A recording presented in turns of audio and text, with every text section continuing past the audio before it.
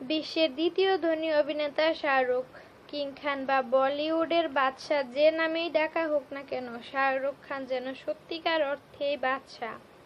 কেননা ধন সম্পদের দিক থেকেও সত্যিকারের রাজা বাদশার থেকে তিনি কোনো অংশে কম নন।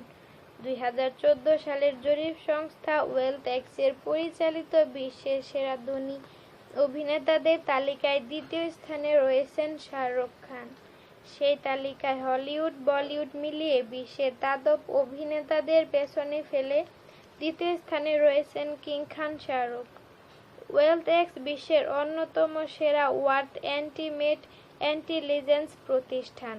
তবে 10 জনের সেই সংক্ষিপ্ত তালিকায় ভারতীয় আর কোনো অভিনেতার জায়গা হয়নি। তালিকায় দ্বিতীয় স্থানে উঠে আসতে কিং খান পিছনে ফেলেছেন টম ক্রুজ, জনি ডেপ এবং টম হ্যাঙ্কসের মতো হলিউড আইকনদের। ওয়েলথ এক্সের জরিপ বলছে, শাহরুখ খানের সম্পত্তির মূল্য বর্তমান 60 কোটি মার্কিন ডলারের কাছাকাছি।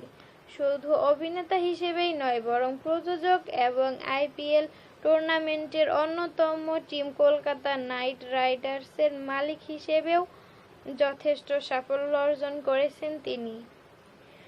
তালিকার শীর্ষে আছেন মার্কিন কমেডিয়ান জেরি সাইনফেল্ড।